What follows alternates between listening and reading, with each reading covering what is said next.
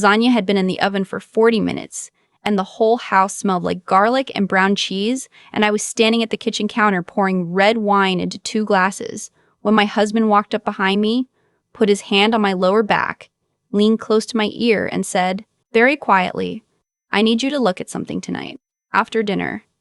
I didn't turn around right away. I set the bottle down first. "What kind of something?" He kissed the side of my head. "Later. It can wait until later." It couldn't, though. I knew that from the way he said it.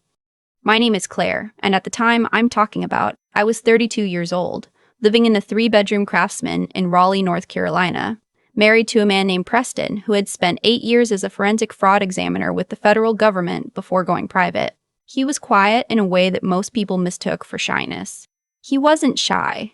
He just didn't say things he didn't mean, and he didn't say things before he was ready to say them. After 5 years of marriage, I had learned the difference between his "I'll tell you later," when later meant after the kids were in bed, and his "I'll tell you later," when later meant something was wrong and he hadn't decided how to explain it yet.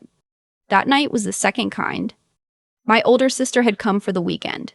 She lived in Charlotte, about 2.5 hours west, and she didn't visit often, maybe 3 or 4 times a year. So when she did, I made a real dinner.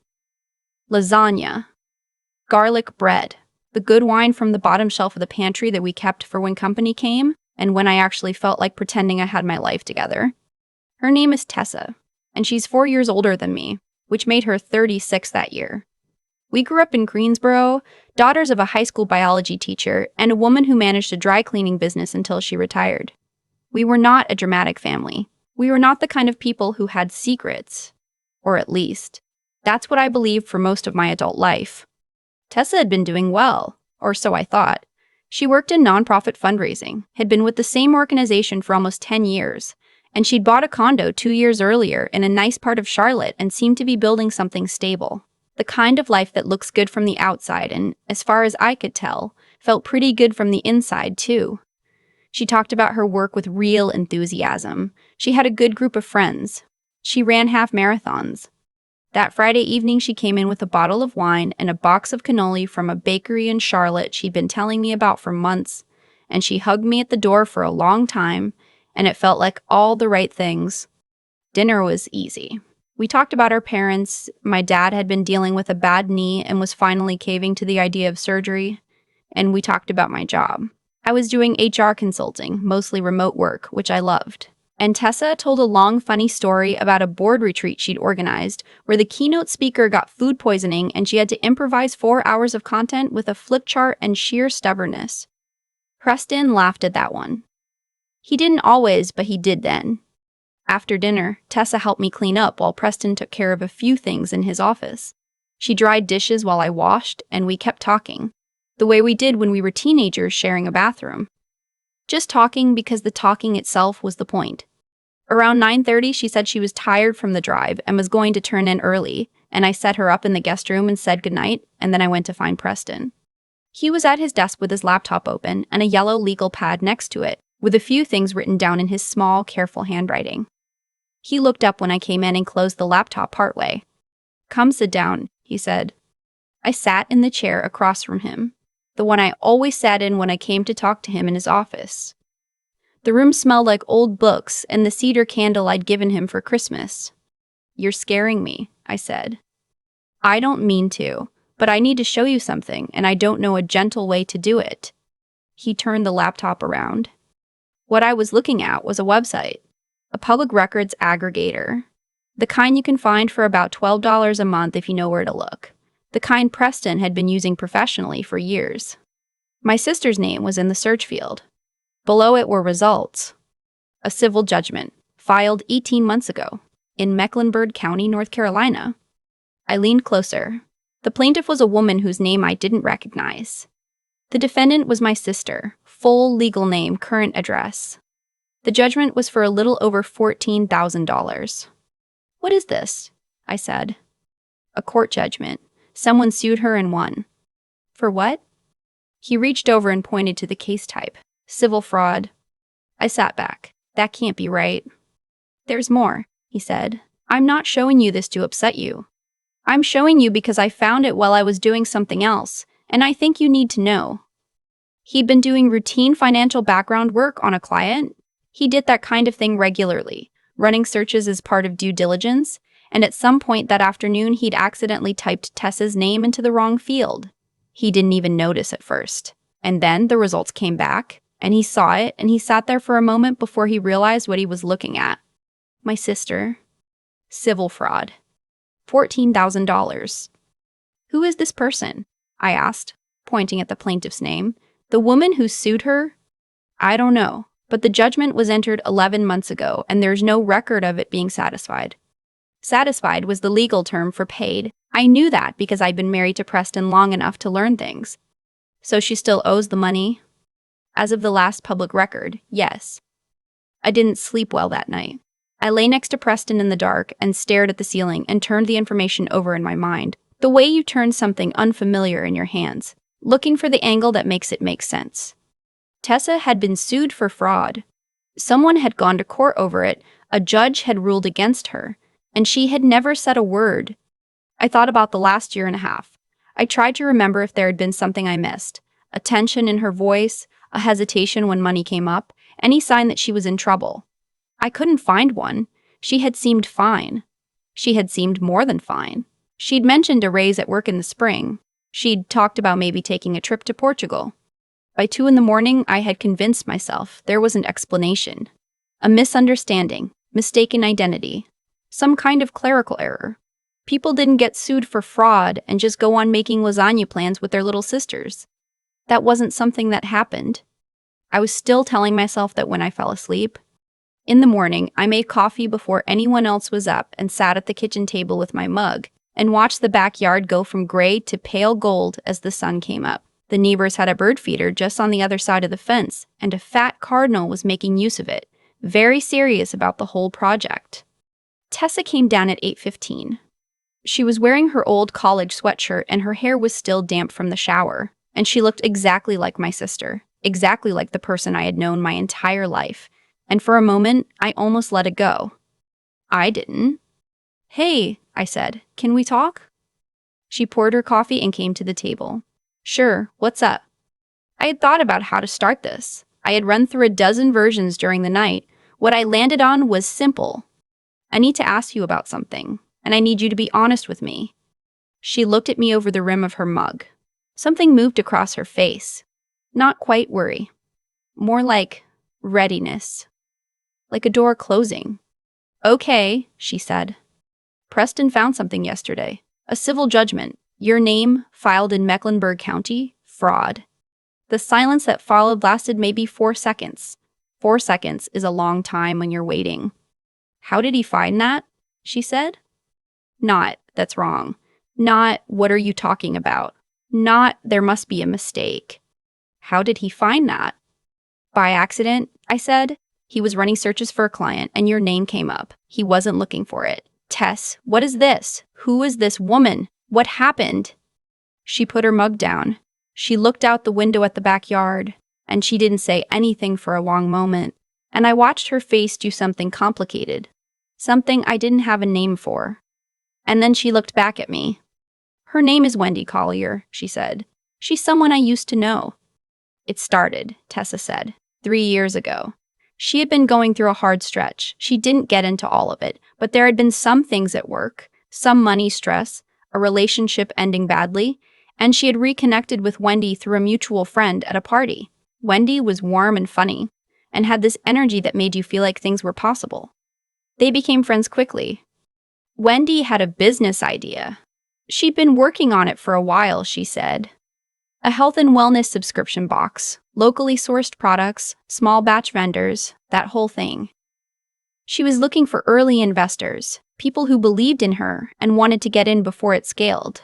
She had a pitch deck and everything. She showed it to Tessa over dinner one night, and Tessa said she got caught up in it, in Wendy's certainty, in the feeling of being trusted with something early. Tessa gave her $12,000. She told me this in the same flat voice you use when you're reading a report about someone else, someone you don't know, some cautionary tale you stumbled across and have already processed and moved past. But she hadn't moved past it. I could hear that underneath the flatness. The business never materialized. There was always a reason. A vendor fell through, a supplier issue, a delay with the branding. Tessa kept asking for updates. Wendy kept providing them. It went on for almost a year before Tessa finally hired a lawyer and found out that the pitch deck was largely fabricated and that she was not, as it turned out, an early investor in anything. She was someone who had been deceived by a person she trusted. The lawsuit had been her lawyer's idea. Wendy didn't pay. The judgment was entered, and it sat there, uncollected, because Wendy had structured her finances in a way that made collection complicated. "Why didn't you tell me?" I asked. She looked at her hands. I was embarrassed. "Tessa, it happened to you. Someone did this to you." "I know. You gave your friend $12,000 based on a pitch deck. That's not, you didn't do anything wrong." "I did something stupid." "You did something trusting." She shook her head slowly. "Those aren't always different things." We sat with that for a while. The cardinal was back at the bird feeder. The coffee had gone lukewarm in my mug. "Is there more?" I asked. "Anything else I don't know about?" She hesitated, and I felt my stomach drop, because that hesitation was its own answer. "There's some credit card debt," she said, "from that same period. I was trying to cover the gap when I realized Wendy wasn't going to pay me back. I put some things on cards. It got away from me." "How much?" She told me. I kept my face still. I'd learned that from Preston. Not the stonewalling kind of stillness, but the kind that says, "I'm here. I'm not going anywhere. You can keep talking." Had he talked to anyone about it? A financial counselor? Anyone? She shook her head. I kept thinking I'd get on top of it. "Okay," I said. "Are you angry?" I thought about that honestly. "No," I said. "I'm sad. I wish you told me. I wish I'd known you were in this." "What would you have done?" "I don't know, something. Whatever I could." She looked at me then, really looked at me. And I saw something loosen in her face. Not relief exactly. More like the release of something she'd been holding for a very long time without realizing the weight of it. Preston made breakfast. He didn't ask what had happened, but when he came through with the eggs and the toast and the orange juice, he put his hand briefly on my shoulder in that way he had, warm and certain, there and gone, like a period at the end of a sentence, and I knew he understood that we'd talked. After breakfast, the three of us sat at the kitchen table together, and Tessa told him some of it herself. Not all of it, but the important parts. Preston listened the way he always listened, completely without interruption. And when she was done, he nodded once and said, "Do you want help thinking through options?" She looked surprised. You don't think I'm an idiot." "I think you trusted someone who lied to you," he said. "I see that in my work constantly. Intelligent people, careful people. It doesn't mean what you think it means about you." I watched something move across my sister's face, something she hadn't let herself feel yet. "The debt is manageable," he said. "It's not small, but it's manageable. The judgment, we can look at enforcement options, though it depends on her situation, but none of this is unsolvable." "I didn't want anyone to know," Tessa said quietly. "I understand that. I've been pretending for a year and a half that everything was fine." "I know." "It's exhausting," she said, and then, unexpectedly, she laughed, a short, raw sound that was almost not a laugh at all. "I'm so tired." "I know," Preston said again. And somehow from him it was enough. We spent that afternoon the way you spend an afternoon when something real has just happened and you're all still in it together. Quietly, close. Tessa and I walked in the neighborhood for a while, and she told me more about the year and a half she'd been carrying this, the small daily weight of it, the way she'd rehearsed excuses when people asked about her condo and her savings and her plans, the way she'd stopped answering certain calls. She had told herself it would resolve on its own, that she'd find a way to fix it before anyone noticed, and then she could just go back to being the person everyone thought she was. I told her that person was real, that the person who'd made a mistake and been taken advantage of, and then spent 18 months trying to hold herself together, was more real than the version she'd been performing. She didn't say anything to that. She just nodded, and we kept walking. That evening, after dinner, Preston sat down with her and they went through her accounts together. He pulled up a spreadsheet on his laptop, and she read out numbers and he typed them in, and I made tea, and sat at the other end of the table and let them work. He wasn't cheerful about it in a fake way. He was just practical. That was one of his gifts. The ability to look at a hard thing directly without either minimizing it or catastrophizing it. Just, here is what it is. Here is what we can do. By 9 o'clock, they had a rough plan, not a solution. Debt doesn't dissolve in an evening, but a structure. A path. Tessa had more room than she'd thought once she wrote out all the numbers in one place, instead of keeping them in separate, anxious corners of her mind. She drove back to Charlotte the next morning. She hugged me at the door longer than usual. "I should have told you," she said into my shoulder. "You told me now," I said. "I was so scared you'd think less of me." I pulled back so I could look at her. "Have I ever?" She thought about it. "No." "Then why would now be different?" She didn't have an answer for that. Neither did I, really. But that was okay. Some questions are just things you say to remind each other of what's true. After she left, I went back inside and found Preston washing the coffee cups. I stood in the doorway and watched him for a moment. "Thank you," I said, "for last night, for showing me." He turned off the water. "I didn't know if I should." "You should have. You did the right thing." He dried his hands on the dish towel and looked at me. "She's going to be okay." "I know," I said. "She was just too scared to let anyone help." "Yeah." I leaned against the doorframe. "I think a lot of people are." He nodded at that. Then he handed me the second coffee cup to dry, and I came into the kitchen, and we finished the dishes together. And outside the sun had come all the way up by then, full and clear over the neighbor's fence, and the cardinal was back. And the morning was ordinary again in the way that mornings after hard nights always are. A little softer, a little more noticed, like you earned the right to pay attention to it. I called my sister that evening just to check in. She answered on the second ring. "I'm okay," she said before I could ask. "I know," I told her. "I just wanted to hear your voice." There was a small pause, and then she said, "I'm really glad you asked me, Claire, at breakfast, that you just asked." I thought about the night before, the way I'd lain awake, the way I'd talked myself into letting it go. I was glad I hadn't. "Me too," I said. I've thought a lot about that cardinal. The fat one at the neighbor's bird feeder, very serious about his morning, completely indifferent to what was happening in my kitchen. There's something in that image I keep coming back to, the way the world just continues. Ordinary and unhurried, even while you're sitting at your kitchen table finding out that someone you love has been quietly drowning for a year and a half.